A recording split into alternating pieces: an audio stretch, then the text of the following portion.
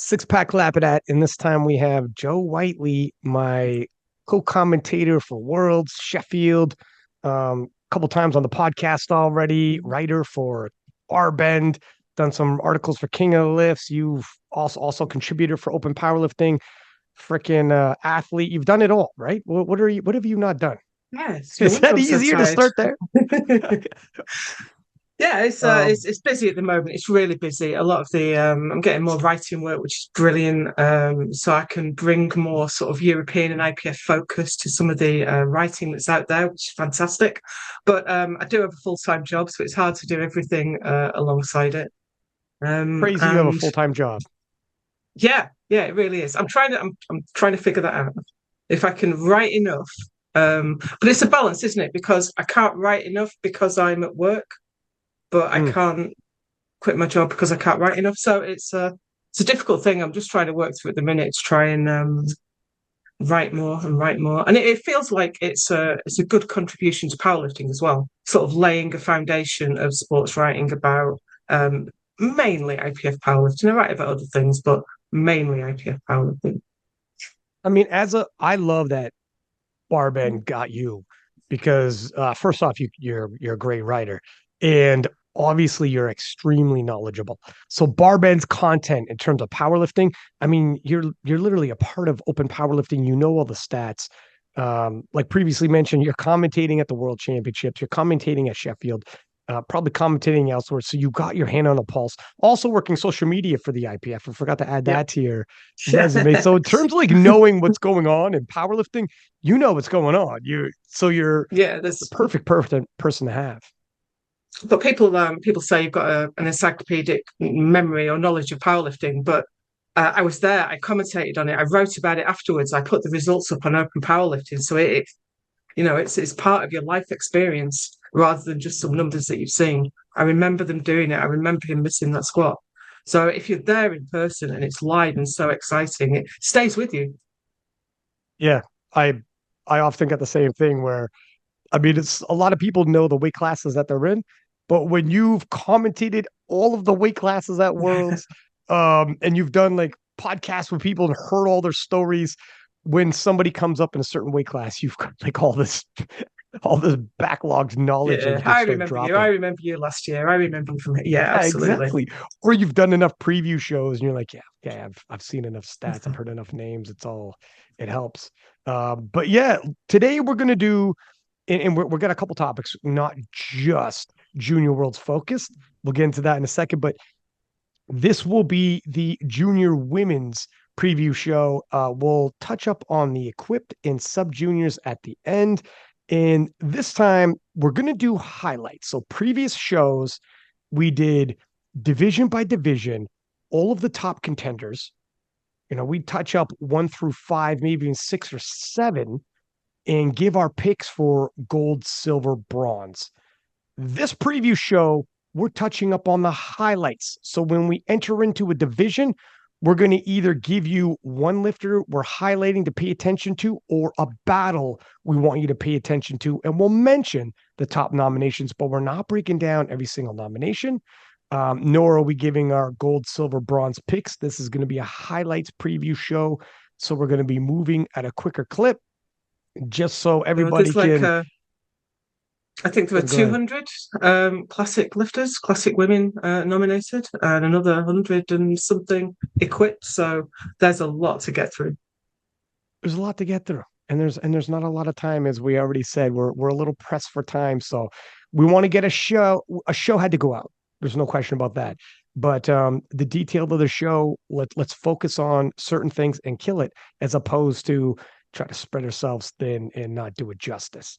But you had an item off the top you want to talk about. Yeah, I did. We've had, as you said, I'm part of the Open Powerlifting team. We've been around for a while now, and I think most people have seen the site. Probably most people don't know how few people are behind it. There's like a handful of people trying to catalogue the entire world of powerlifting.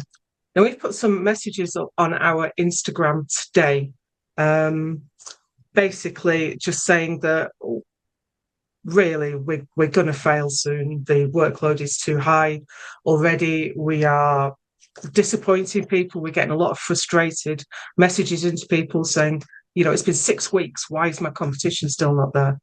Or even more so, people who tell us that their federation depend on the results being on open powerlifting for them to get a place in a competition or their record. And I really feel that is an unfair pressure put on us by those federations. It's not the lifters' fault. The lifters trying to do everything right. But we're not getting support from those federations, but they are relying on us, a volunteer organisation who cannot guarantee a service level. We're not a commercial organisation. We're not charging people a service fee. But lifters are missing out because their results aren't on open powerlifting. And as soon as we hear that, we try and fix it up. But the fact is, there aren't enough of us, and there's too many people out there. There are so many American federations. There are so many lifters in America. And I think we have 3 contributors from America. CPU is huge. Canada's full of the nicest, most community-spirited people I've ever met. Not one contributor from CPU from Canada. And it's the workload and the burden is too much, and we can't do it anymore. So we're going to be introducing a new way of working, in that if the federation can get easy results to us, then we can get them up. If we're getting 36-page PDFs with a load of formatting in, we're just not going to do it because we can't. So if you're one of the people whose federation's results aren't on open powerlifting, it's because we don't have a volunteer and the results aren't easy for us. And a lot of the IPF federations in Eastern Europe, the Polish Fed, the Czech Fed, BVDK in particular, the German Federation, they produce these vast PDFs that they've done beautiful formatting and headers, and we just can't use it. It's impossible. It takes hours to get one of those into a format where it's just lines of data on a spreadsheet. So we need federations to work with us. But last time I came on the podcast to talk about open powerlifting, we had a bunch of people volunteer, which was brilliant. But I don't think a single one stuck, because it's hard and it's boring and no one will say thank you for it. At the end of the day, it's not exciting work, it's not glamorous, and you don't get anything for doing it. So people find that they don't want to give up their free time to contribute. But if you're one of the people that's emailing the project saying, my results are important to me, then I would challenge you to be the person that gets them up there. It's the other reason we were hard to help the first time around was because the process was difficult and you had to download software. And I think a lot of people fell at that hurdle. At the point where you're having to download unfamiliar software and learn a whole bunch of stuff, it was too hard. But there's been an update on the platform we use, and I believe anyone can do it now, just based on a browser. You don't have to download any software. You can do it all within a simple web browser and upload your meet and get that in. And we have a little web tool as well for you to check through and make sure it's all working right. So if you volunteered before to open powerlifting and for whatever reason it was too hard and you didn't stick around, please come and talk to us again. We've got a new process. We think you can do it. A couple of people recently have got really frustrated with us and thrown themselves at the process. And we've got, I think, 2 or 3 people that have got merge requests, meet uploads over the line using this new process. And I think we can get people working much better on that basis. Because, of course, it's hard. Suddenly there's 20 people volunteering and they're really excited and they want to help. But we still only have the same spare time we ever had. We've still all got full-time jobs and we do all the rest. So I think a lot of people got frustrated because they didn't get enough help to help us. So that is something we have to overcome as a project and to really make sure we give those new people the time. And we've got better documentation. We've got a better process. I think we're easier to help. But the simple fact is, if your federation produces results we can't use, we can't get them up.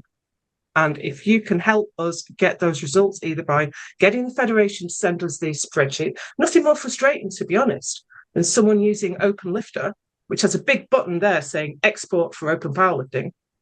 And they don't do that. They make a PDF and they put it on the website. Well, you might as well have just set fire to it. It's no use to us now. But you have the information there, but you've just not sent it to us.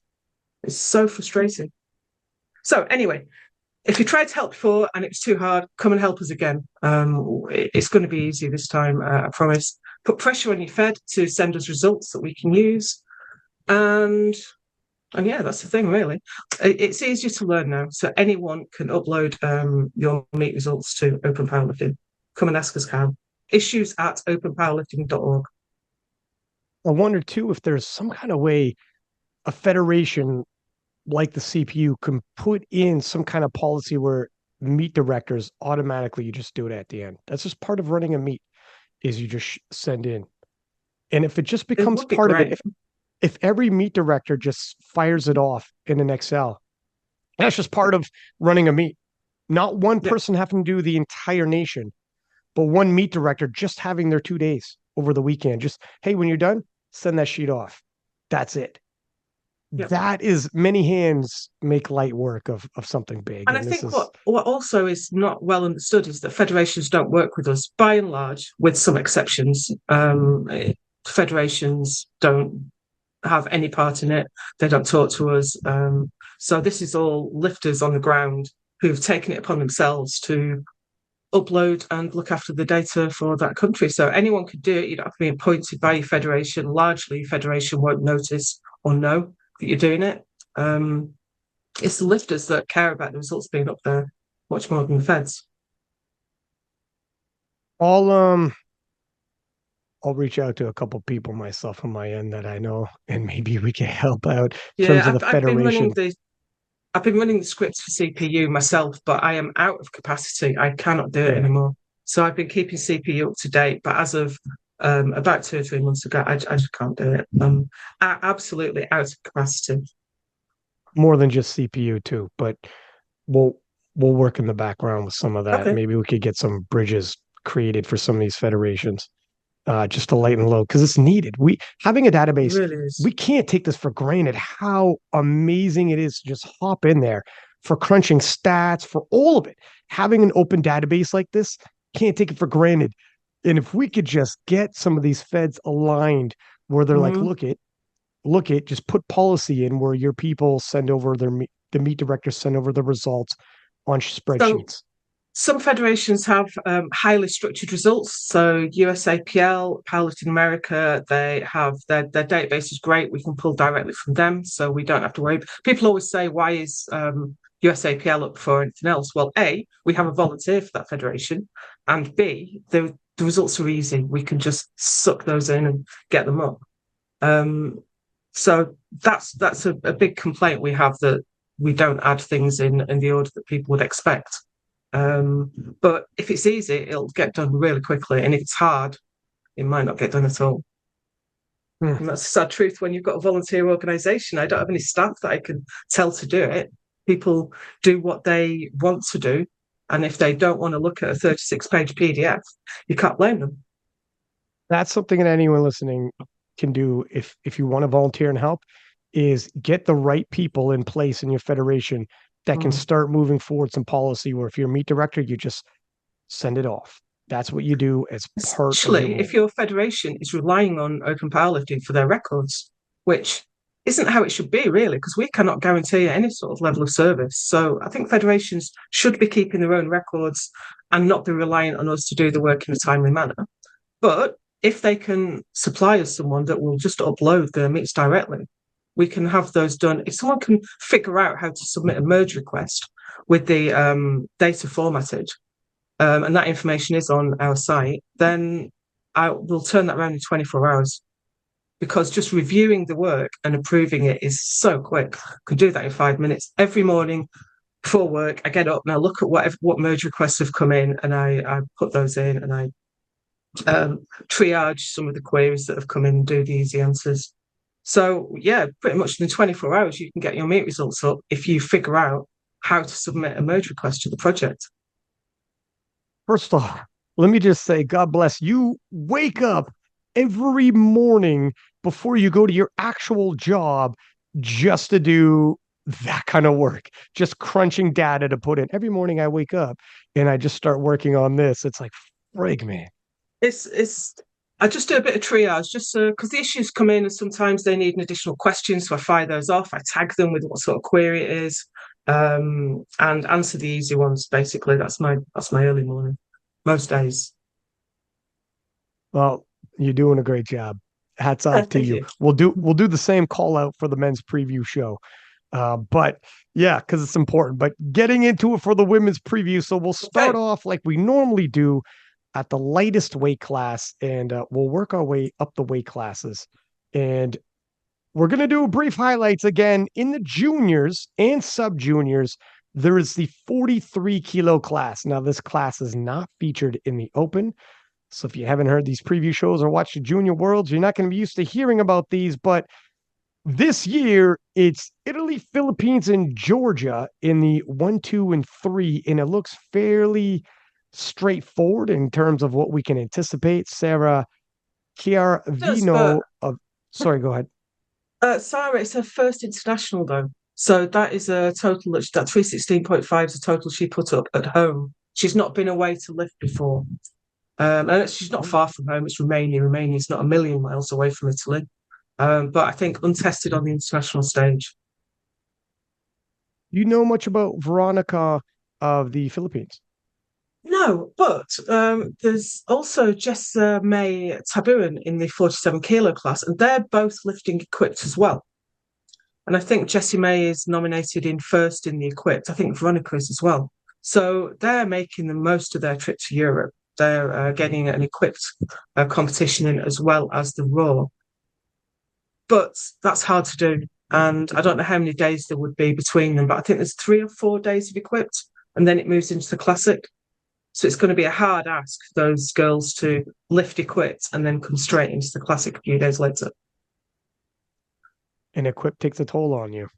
It really does. But they're maximising their trip to Europe. You have to admire that. What else? Veronica, 10 kilos ahead on the nominations over Miriam from Georgia. That 10-kilo spread could be mitigated if she's a little roughed up by the time the classic rolls around. Yeah, I think so. I was just looking at her equipped numbers. She's got a 377.5 equipped total. She was a 2021 junior world champion in the equipped. And I was right as well, both the ladies from the Philippines are nominated in first place in the equipped. Um, yeah, they've both been out to Worlds before, but we haven't seen them for a couple of years. So it's good to see them back on the platform. Haven't seen either of them lift classic, if I'm honest. And Kazakhstan and Mexico also represented in the 43s. Obviously, once these juniors complete their junior runs, they're going to have to move up to the 47s. And speaking of the 47s, another Italian number one nomination, Marta Scuderi, has a sizable lead, nominated with 342.5. But if you do a little bit of investigating on Marta, she has hit 350 previously. Definitely a strong candidate for the gold medal. I don't think her fellow Yeah, I Italian think so. Martina She's Fortuna is miles going to ahead. catch up. Yeah, she's Yeah. quite a bit ahead. Now, it's more of a question at 21 years old. She's still got some room to grow in the juniors. How far can she push her total? She's at 350, and she's very rarely gone 9 for 9. She usually misses, as of late, anyways, missing her third attempts. If she can go 9 for 9 and push that 350 now into the late 300s, and she's got a couple more years in the juniors. By the time she leaves the juniors, we'll see what she's cooking with. Here's the problem. The 47s, when you look at the open class world championships, Aurélie from Canada, Heather Connor, obviously Jessica Espinal, and then Turbo Tiff at the top, it's 400 kilos and up on that podium. It's going to be more than 400 kilos and up now. 400 kilos is, I don't want to say nothing, but it's starting to get, you crack the top 5 with 400 kilos as a 47, which is incredible. There's, of course, Aurelie won this class last year, but she was out at Malta only 1 year out of the juniors. Right. And an So absolutely monstrous deadlift in Aurélie. But these juniors can add so many kilos, especially when they're lighter weight classes too, if they have a little bit of room to grow. We'll pay attention to Marta Scuderi from Italy. In Italy, I'll get into a little bit of stats at the end of the show, but the Italians very well represented in the junior women's class. yeah. And we'll talk about some of those nominations, etc. Moving into the 52s. Now, the 52s, we got ourselves what looks like a good battle, but there's some question marks around this. Yeah, I think Defending so world because champion. Sorry, go ahead, Joe. yeah, sorry, I was going to say because Joya lifted last month. Did you spot that? She lifted at the Arab Yes, Cup and that's right. she put up 425. Sorry if I've just interrupted what you were about to say. No worries. No, Um,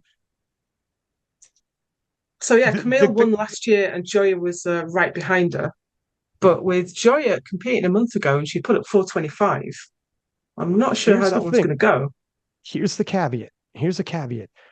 Joya has been competing around 55 kilos. Last year at the World Championships, the Right. Junior Worlds, she was a 57, now a small 57. Again, she's walking around 50 point something kilos, depending on the competition you look up, but that's where her body weight usually rests. Cutting to 52 kilos, 3 kilos doesn't sound like a lot, but percentage of body Mhm. weight, it's nothing to Yeah, scoff at. definitely. Now, Cammy coming in with a nominated, and Cammy, a defending world champion, no less. So she's Hmm. used to the world standard. She's used to the pressure. She's used to showdowns. And Cammy's been there and showed up and put in the work and won world titles. Cammy coming in with a nominated 410.5, not entirely accurate. She was at silent worker meet, put up 420, went Ah, 9 for 9, and was a legitimate 52, putting up 420, going 9 for 9. okay. Cammy, obviously from France, a powerlifting nation. So she is coming in with a smaller total that she's hit, but as a 52 and also shown the capacity to win a world title under strict judging. Joya, bigger, stronger, but can she retain Mhm. that strength while dropping down? And she has on her nominations, and I don't know where this is coming from, 437.5, which is monstrous for a 52. But put an asterisk on that because when you do your research into it, you're not going to find that on meet results. What was her body weight? Are these gym lifts? What are we looking at there? There are asterisks on that. However, nobody is going to question Joya's top end strength. It's going to be very interesting how this all runs out on the day. And if you look at Joya and do a little research as well, 55 kilo, she's shredded. I don't know where this body weight's going to, it's going to be water. It's going to have to be water. In 3 kilos of water, we're talking 6 to 7 pounds. It's doable. Look, there are people who can pull it off and do it. And there's people like Evie Corrigan who've actually dropped to 52 and did amazing. So I'm not saying it's impossible. It's just there's question marks around it, which makes it more exciting, which makes it, it'll make it fun when you tune in because you don't know what to expect. I do think it's going to be a battle. And I that's don't why know. nominations can be misleading. Right. Is it the most recent nomination? Was that her best work? Did she have a bad day when she put up that nomination? You're looking at that, you see Joya is 27 kilos ahead. You think it's game over, but Right. especially with juniors, because they all improve so quickly. Well, here's another thing. Cammy is relatively new to the sport as well, making fast gains, and she hits. I mean, she went 9 for 9 at silent worker. She can Yeah. she can piece together those 9 for 9 days. For some people, the 9 for 9 is a unicorn. We're talking if Marta goes 9 for 9, she could have a massive total. But we have someone like Cammy who's done it and won world titles before. So we'll see. And that's the 52s. I will rattle off the nominations here before we move along because Italy also represented in the 52s with a top three nomination in Cosmiana Montenegro. Sorry if I'm butchering names here. And Canada with 352.5, Joy Edrain. And if I'm butchering a name, Joy, and you, or Joy, I'm calling you Joy now. If Joe, and you know the name and you think you could pronounce it better, by all means hop in and get the correction Yeah, in there. I will. But it's worth saying as well that if you know we're going to commentate on you at the an upcoming competition and you have a difficult to pronounce name, send me a voice note. I would welcome voice notes from anyone who I'm about to say their name for the first time live on air. I do my best to get in the warm up room and try to get all the pronunciations, but Can't catch some everyone people, though. Yeah. so that's it. You got limited time. Some people are stitched too elusive. You miss them, and then you're like, well. Let's do our best guess. And also, sometimes when someone's right in the zone, you don't want to go up and start talking to him about what his name is. Well, there's also that.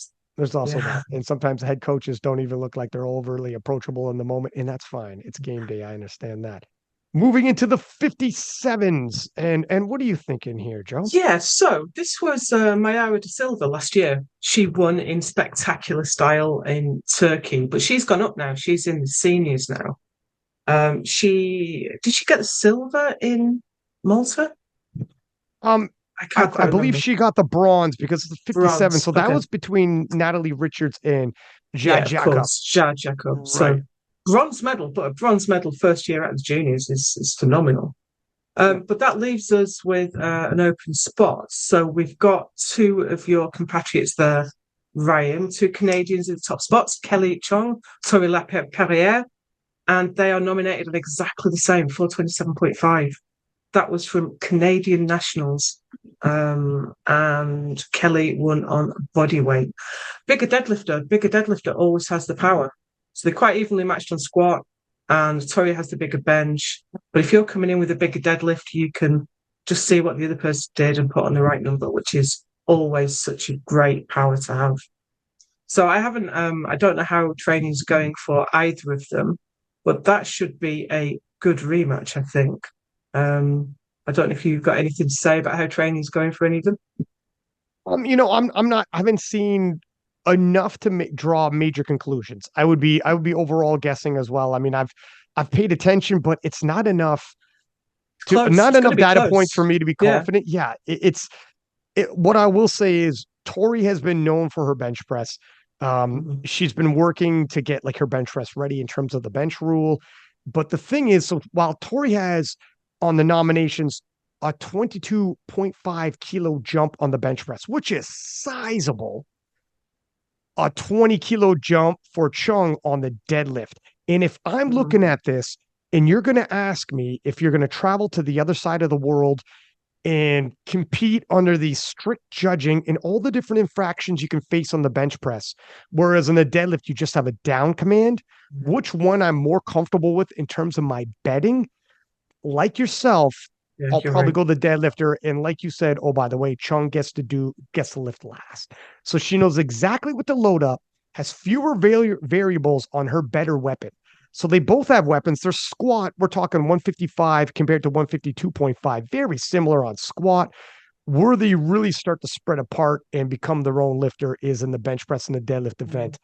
Of the two, I think the deadlift is more reliable for all the reasons we just said. But it is extremely close. 427.5 for both of these Canadians. Canada looking like a sizable 1-2 punch because they got a 10 kilo spread on the Swede. Well, Then we I do, say the it Swede does, yeah, on three then we different go lifters. into Yeah. a run of lifters there that are all on 417 and a half. Ida Teresa Lindeberg, she's not been posting her training much. I don't know where she is, but it's always an emotional performance when she comes out. She always gives it absolutely everything, and that deadlift has been creeping up a long way. Julia Grecki, Italy, on the same total. She's gone up from the 52s, so she's packing weight on now. So she might well have added quite a bit to her lifts, going up a weight class. And then Helena Mariella Decker, she was fourth in this class last year. She's on the same. And then if you go a bit further back, there's another spread of about five lifters on roughly the same total. So I think this one is going to be running battles all the way down the line. Yeah, I'm interested in what Julia from Italy, nominated in fourth, but like you said, moving up from the 52s, Mm-hmm. she had a 185 deadlift in the 52s. She's got a monster deadlift as a 52.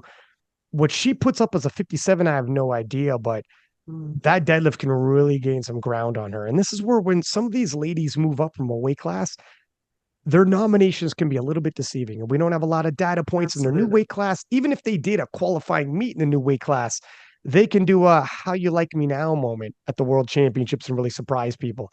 And with three lifters all coming in with the same nominated total, just nestling around that podium, we could have some shakeups. We could have some Yeah, I shakeups. think that would be really, that's going to be a great session to watch. I really do think. Moving So into we've the got the oh, sorry, go ahead. 63s. Yeah, moving into the 63s and from France, Ludovin. Ludovin. Do you think that's proper pronunciation? Ludwig Delos. Delos, I think so. Okay, yeah. Last year, Samantha Eugenie took the world title with Alba Bolstrom coming in silver and Ludovin taking the bronze medal. This year, Ludovin coming in as his number one nomination. Looks to have improved greatly. If we look at her nominated squat of 195, as I'm doing my scouting, she hit a very smooth 190. But I really noticed her 97.5 nominated bench. I've seen her take 100 pounds smooth and easy in prep. Her 200 kilos nominated deadlift, I've seen her hit that smooth and easy as well. So So you when you think she'll be a compare, long way up? Yeah. I mean, the way she's moving 200 kilos in prep compared to that being a PR on the platform, the way she's moving 100 kilos on bench compared to her, and it was smooth and easy compared Mm. to 97.5, her numbers are definitely going up.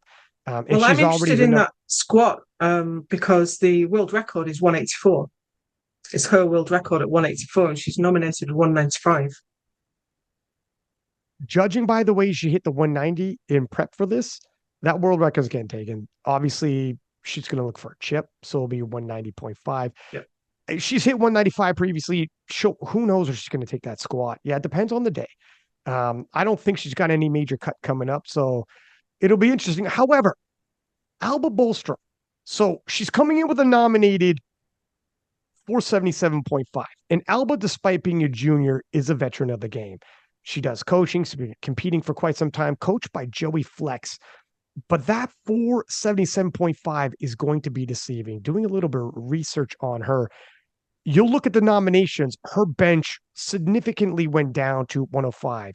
In prep, however, making the proper adjustments to the bench rule. And some of these people got hit with the bench rule, and it initially really took a major strike onto the bench press, and they lost a lot of kilos. Alba, in prep anyways, hit a smooth 117.5. Now, that would put her as the biggest bencher of the pack in the 63s and add tons of kilos just on the bench press alone. Again, the bench press has a lot of variables that come with it. There are so many different infractions you can have now. It's a volatile press. I get of all the lifts for sure, but it was very smooth. And even her other lifts, for instance, a PR previously in squat was 171.5. Back in May, she's got video of her doubling 180. So we're talking almost 10 kilos more than her platform best for a double. Whereas her single lat, I'm not sure, but it's probably going to be upwards around where Ludovin's going to hit. Back in April, a PR, her previous PR on the platform deadlift was 200.5 kilos. I seen an April video, she's deadlifting 210. Wow. So we're talking, and this is April. Now, she hasn't been posting as much lately, and some people go a little bit, well, posting much lift anyway. She does a lot of tutorial videos, etc. She's got a really good account if you guys are interested. How to squat, bench, whatever. She's an excellent coach. But in terms of her prep, if you go back a little bit, if she's hitting 210 in April, she's for the deadlift. That's 10 kilos more than her platform best. She's taking almost 10 kilos more on her platform best squat and doubling it. And then her bench press looks to have gone up around 12 and a half kilos, judging off of her prep. These videos are a little bit older, but that 477.5 nominated total is outdated. At least we know that. This battle, which on paper, if you're just judging on nominations, 492.5 versus 477.5, and you're thinking, wow, Team France, quite a bit ahead of Sweden in this one. Don't believe it. Don't believe it. It's going to be a lot closer than people think. I also want to touch base on, because I'm talking a little bit about the bench press, and Joy coming out of the US. Let me just pull this up here. 18 years old, and this is Joy Fitness on Instagram, TikTok, absolutely blowing up in terms of her social media.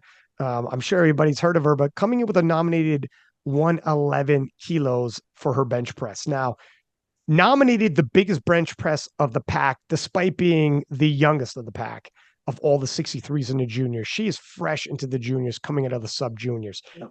Alba, yes, has hit 117.5 in prep, but if you want to compare Joy in prep to this did 115 kilos. I think it was a little more closer to touch and go. This was the video that went relatively viral in powerlifting terms with Steffi Cohen giving her hand off.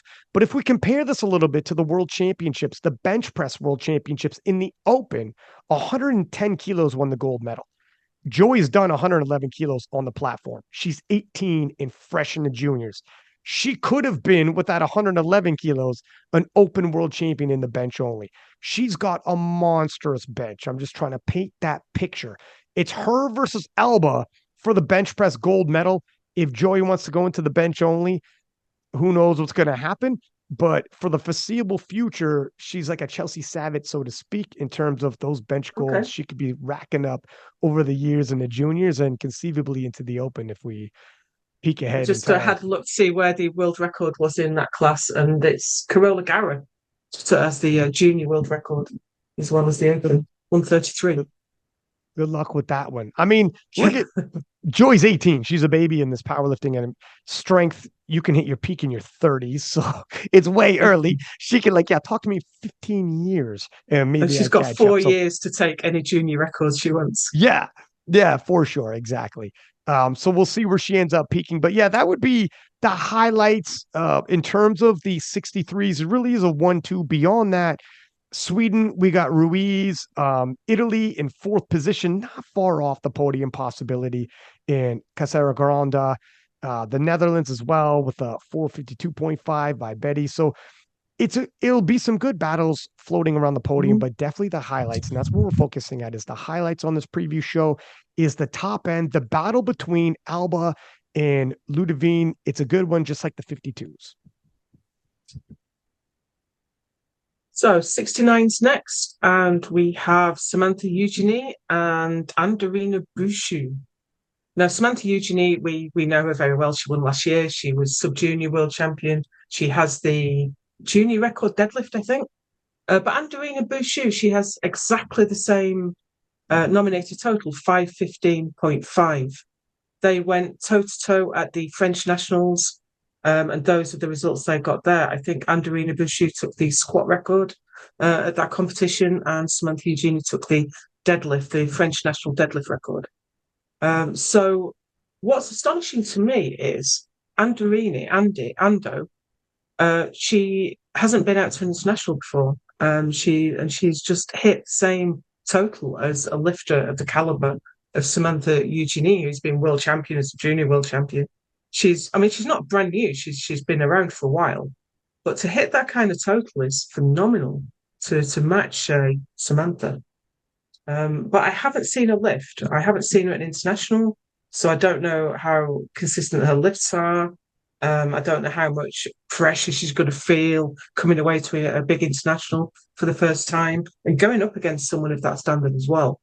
It's going to be quite nerve-wracking, difficult to keep your nerve.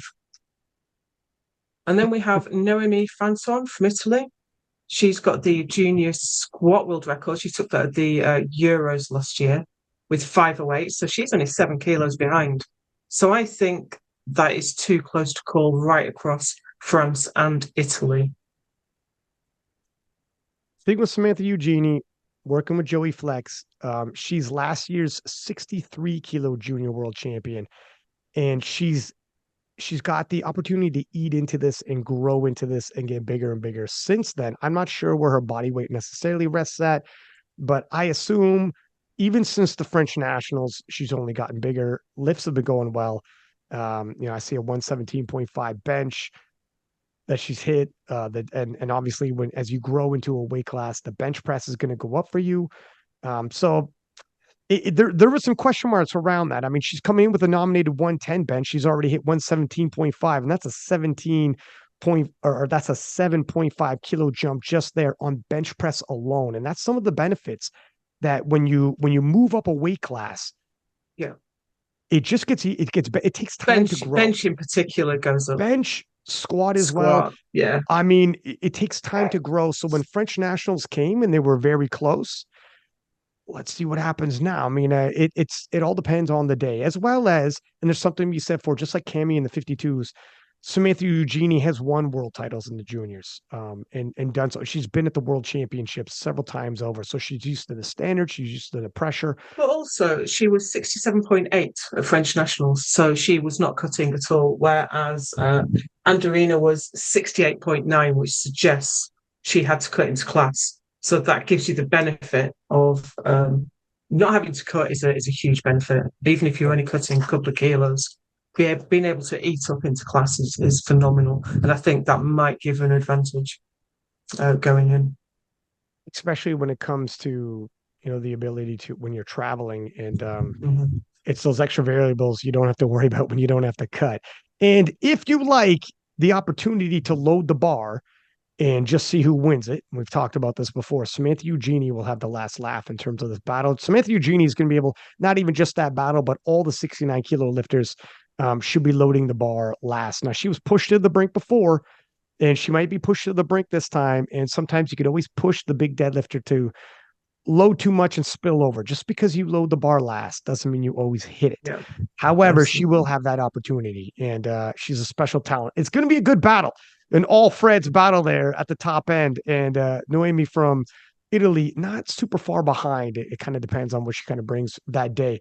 Also, Carlin Connor from the U.S., super young. I think she's the second or no, third or fourth youngest anyway. She's born in 2003, so 20 years old, got a lot of, a few more years left in terms of the juniors. And she's a scrapper. She's putting on a lot of kilos quickly. I'm not saying she's going to contend and try to knock anyone off the podium, but definitely somebody you want to pay attention to, because she's in terms of an entertaining lifter, she's scrappy. She could scrap. She could fight like Penna for her squats and Really. her deadlifts. Yeah, and she's getting better and better at a very quick rate. So someone to keep an eye out for. And if somebody slips up, she might take your Yeah. podium spot. And it's a great place to be going out. Is it her first international? I don't think I've seen her lift before. It's a great experience being not quite at the top, so you don't have the pressure of battling for records or maybe the world title, but you're in the mix and you get the full experience. It's a phenomenal experience for a young lifter. Yeah, she was at the last year's World. She's also at the Oh, PA okay. National. So she's been in the mix with big names, lots of viewership, etc. So she should be able to handle the pressure. And also, she's traveled, she's dealt with this. She knows what to expect, which is huge too. A little bit of experience goes a long way. Shall we move into the 76s? Yeah, okay. Okay, so moving into the 76s, this is really, in terms of battles, this is more of a highlight of a particular lifter in Laura Matalin from France, defending junior world champion in the 76s. But the storyline here is a little different. Now, coming into the world championships of 2022, we were really speaking on Jessica Bittner, Agatha Shitko, and Carlina from New Zealand in terms of 76s, and just below them, conceivably, was Laura Matalin. We'd seen in the gym, she had posted in terms of an SBD day as high as 570, and there was some hype if she could clean up a little bit of her lifts. Can she go even more than that on the platform? And this was the hype going into last year's World Championships. Now, last year's World Championships takes place and she hits 555.5.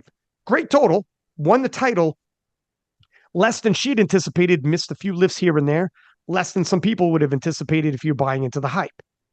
Fair enough, people have an off day. A year has rolled around. We have not seen that 570 replicated, nor the 555.5 even duplicated. We've seen 552.5. A little bit interested here. I'm not sure the full story. If you follow Laura, there's not a lot of lifting to see in terms of scouting. Previously, when all that hype was going down, again, we'd seen that 570 in the gym. We got a little taste for her top end strength. But this time around, there's less. There's more question marks around it. I'm not sure what to make of it. I don't know if last time it felt like, okay, I got a little hype, fell a little short of those expectations. Maybe this time I'm going to be a little more Keep it dark quiet. on that. Yeah, Yeah, maybe. and just see what happens on the platform. I don't know if she's dealing with injuries. I don't know what the full story is. She is the heavy favorite to retain her title. Still a phenomenal and special talent. But I do want to see if she's going to at least start encroaching on that upper echelon and start becoming, look at, if somebody starts missing lifts because you're all fighting amongst each other, the big three with Carlina, Jess, and Agatha, you start missing lifts. Jess started missing lifts because she's pulling big. I'm going to take your spot. I'm going to take your podium spot. Is Laura capable of applying that kind of pressure when she goes into the open? Because she'll be going soon. That's what we want to know. Yeah, next year. And when those top three are in the open and they're only fighting amongst each other and they don't have to worry about fourth, fifth place sneaking up on them, you'll see some hero pulls at the end. But when you have to start defending your podium position, it becomes a whole lot different. And that's when game day handling becomes a lot more integral and things get spicy. This is what makes powerlifting fun to watch when it's stacked beyond just the podium. People are fighting to stay on the podium. I want to see what Laura can do. In terms of the storyline of the 76s, that really is the storyline here, is Laura What's interesting for me in this class, though, is that two of the lifters at the top one's gone down a weight class and one's gone up. Jessica Kinney was bronze medalist in the 84s last year, and Agnes Rudin was bronze medalist in the 69s. So we have converging, two lifters converging from opposite weight classes, and they're right at the top of the 76ers. Yeah, and if that's a nice segue here. If we talk about Jessica for a second here, in US, great lifter went 9 for 9, not only 9 for 9, 27 white lights, hitting 525.5. So obviously the shift to 76 has worked out for her. She feels strong, consistent. Sometimes when you make a cut like that, go down a weight class, you're not sure what to expect. When you go 9 for 9, 27 white lights, well, then the experiment worked off well, huh? Let's see what she can do with it. Sometimes when you make a cut like that and you move into a new weight class, you find your bearings. She obviously calibrated and adjusted her attempt selection well.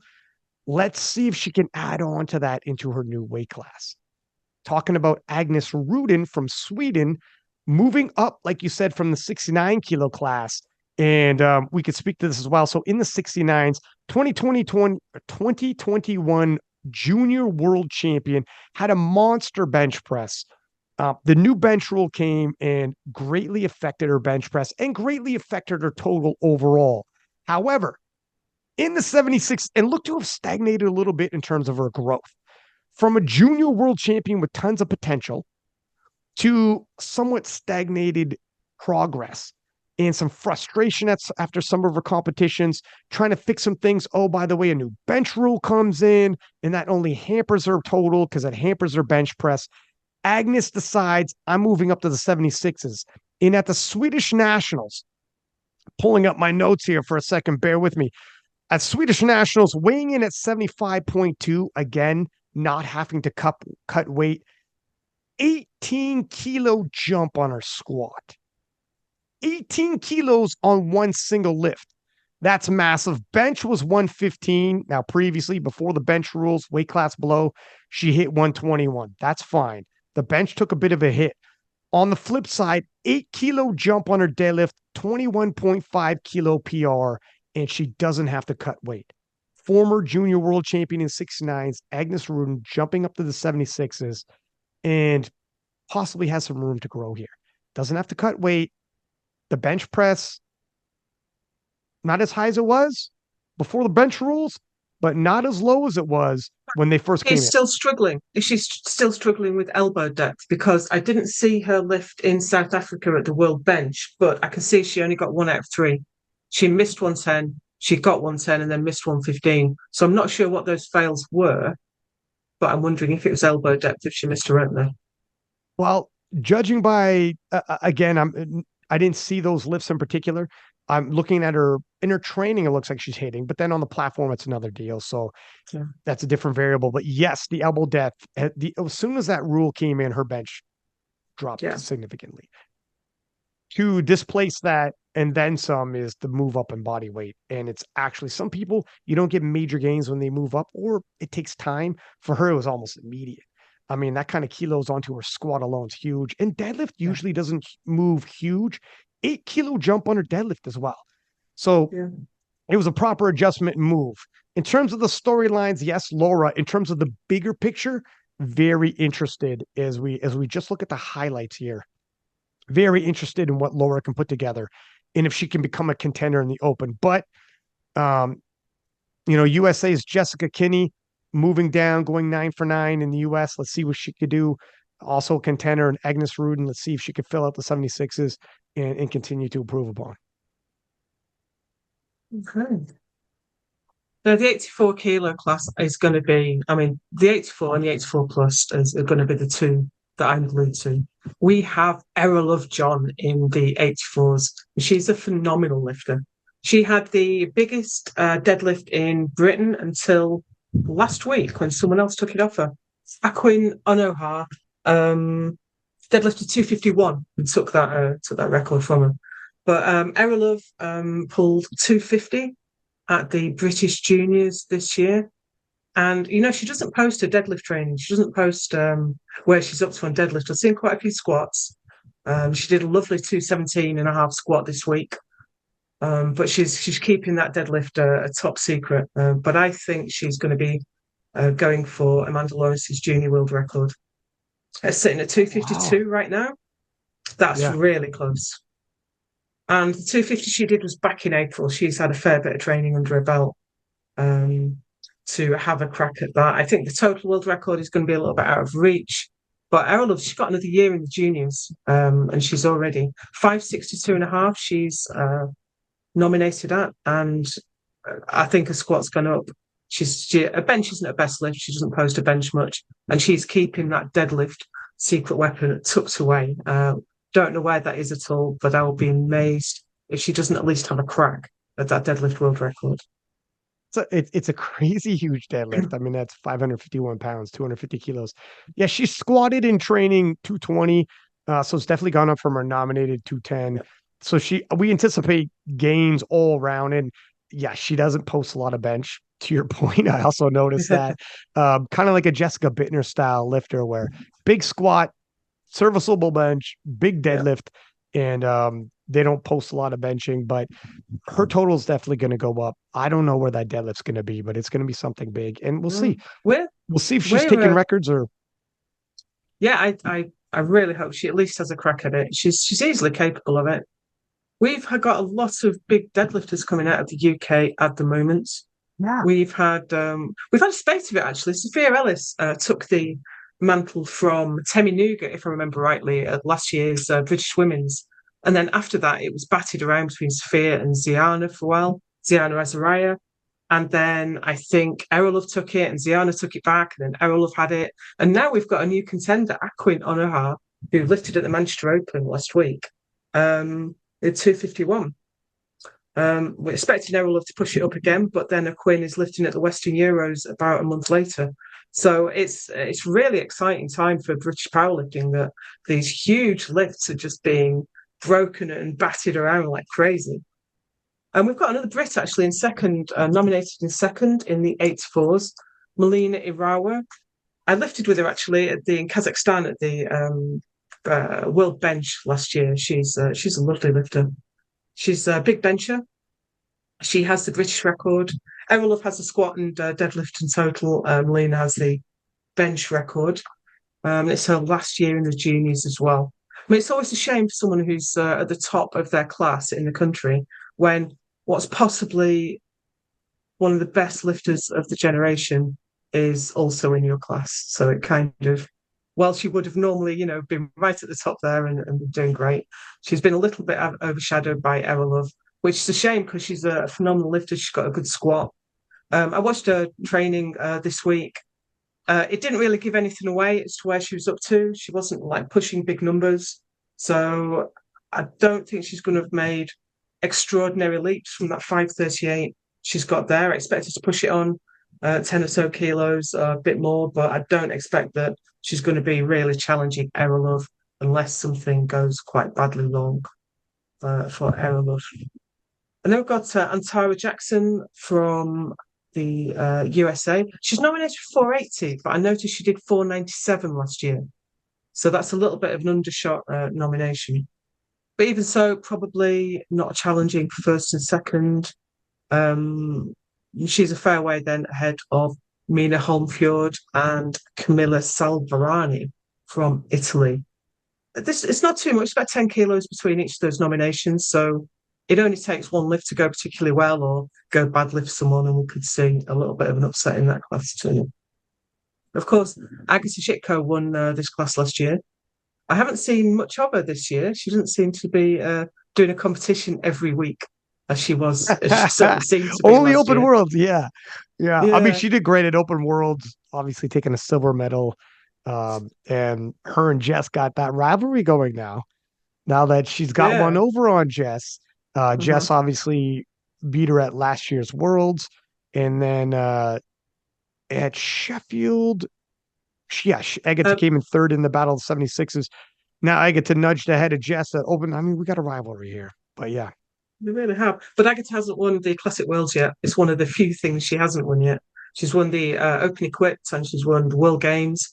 Um, I've not seen her actually do a bench only competition, but obviously she's got an incredible bench. She's got bench world records in 2 weight classes. But I'm not seeing a lot of training from her, and she's not competing all the time as she was last year. So I'm not sure if we've seen a bit of a shift in focus or what she's mainly focused on. I've not seen a lift in equipment for a while now. So I don't know whether she's really focusing on classic or she's going to come back to equipped at some point. Be a shame if she didn't. She's the top ranked equipped lifter in the IPF. So it would be a shame if she didn't come back to it. also, she's probably waiting to see where that wild card from Sheffield lands, and Maybe. that'll probably dictate her future. I mean, she might be focusing on Euros, and maybe that'll help sway if there's any wild cards open.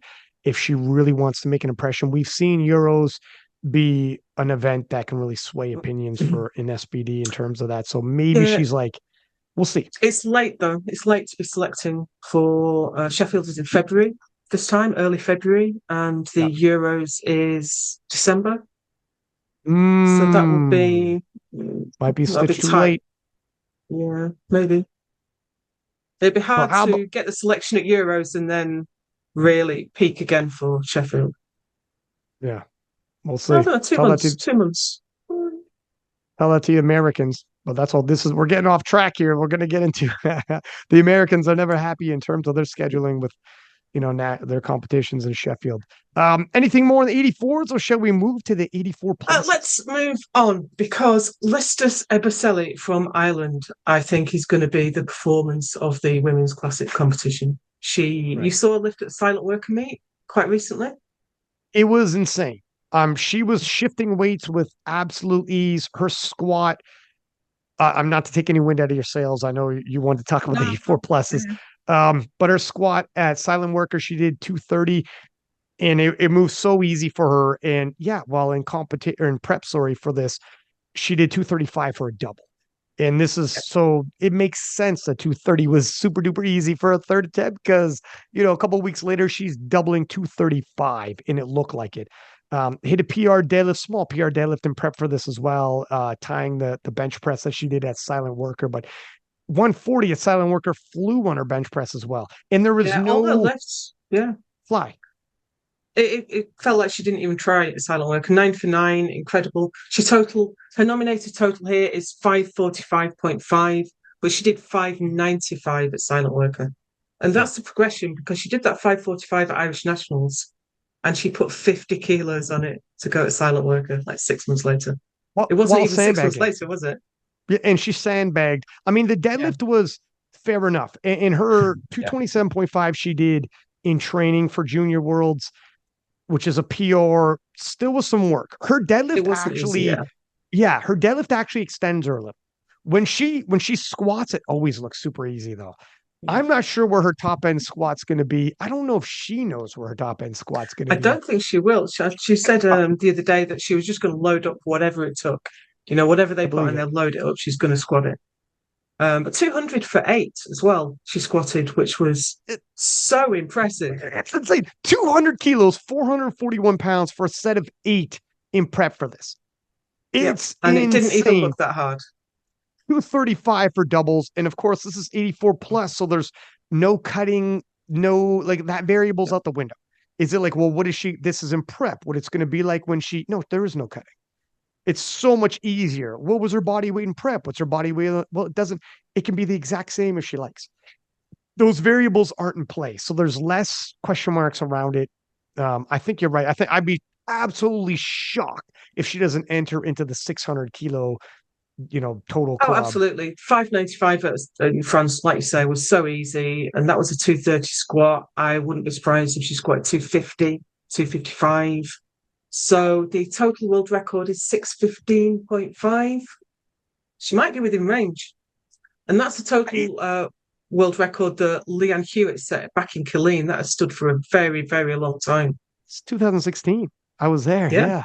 Yeah. Wow, Yeah. bring back memories. That was my first year Well, it was commentating. her squat record that the got broken at NAP. I think we're going to come on to that in a minute, though. So yeah, Listas Eberselli. She's my pick for the one to watch in all of the. I mean, I love Errol Love. I think she's going to do a brilliant deadlift, but I can't even imagine what Listas Eberselli is going to do. It's yeah, me neither. She's definitely somebody watch for me, and I do have some stats that I can share with us. Some interesting statistics. Hey guys, do you like Okay. statistics? About the nominations here. If we're looking at the juniors, and then we'll also give some highlights for the sub juniors and some equipped as well. But just looking at the juniors here before we talk about anything else, I noticed a couple things. I got a little nosy here.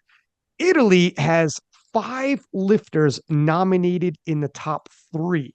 Now we have 9 weight classes because we have an extra weight class at the bottom. Please do keep that in mind. But Italy, 5 lifters nominated in the top 3, 8 lifters nominated in the top 5, and 2 lifters that are nominated number 1. That's in the 43s and 47s. That's interesting to me. Now, obviously, these are nominations. You take that with a grain of salt. But Italy usually isn't a nation that flubs their nominations and puts in phony nominations. That's not usually something we talk about when it comes to Team Italy. Some other nations do, but Italy is usually pretty based in terms of what they put forward. Italy really showing a very solid junior team in the women's, which indicates in years to come a possible powerhouse nation here as these ladies start progressing into the open. Team France, 5 lifters as well nominated in the top 3. 5 lifters nominated in the top 5 of their weight class. And 3 lifters, this is what splits it, 3 lifters of theirs nominated number 1. And that could be, in all honesty, 4 lifters nominated number 1, because in the 52s, Cami is not the number 1 nomination, but if you look at actual 52 kilo totals, Team Libya put forward a total that was not done. We can find anywhere in open powerlifting, and not a 52. Joy doesn't have a 52 kilo total that's higher than Cami. So Cami probably should be the number 1 Mm-hmm. nomination at 52. So this is where Team Italy has the same amount of lifters that are nominated in the top 3, but France has a lot of those lifters that are nominated in the gold medal position.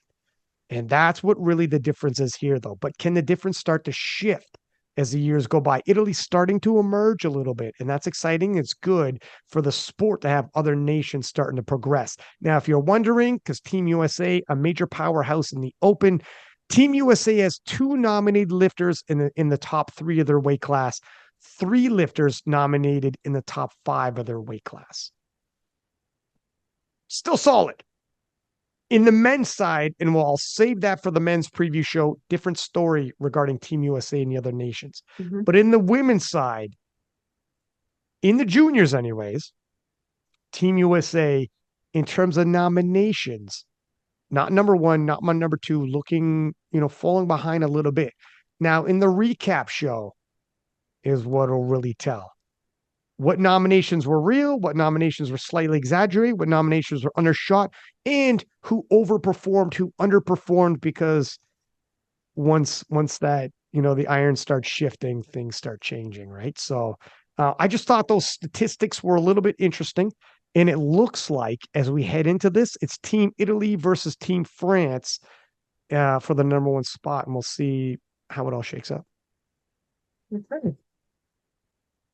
Can I just mention a couple of sub juniors that I think are worthy of note? In the 84 plus class, we have Chelsea Enamore and Luella Bowden.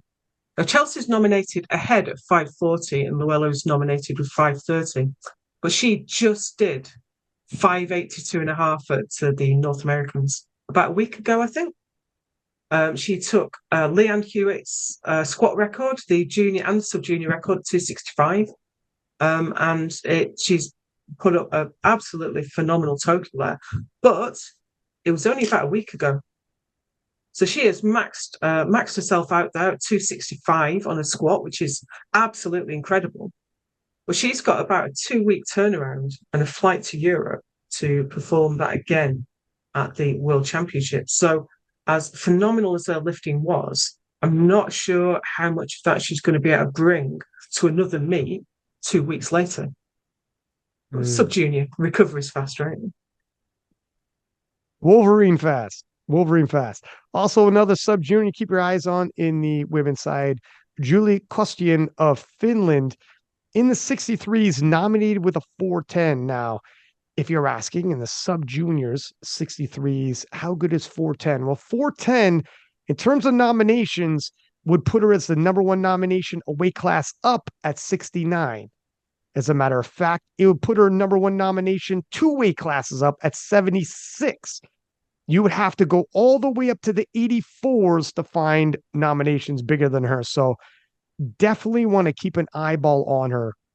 It's worth mentioning as well that the British lifter Sky Moore isn't that far behind. And as you say, she's on 388.5, which is higher than any of the nominations in the sub-junior 69s. So Sky Moore is improving fast, and she might well challenge for that.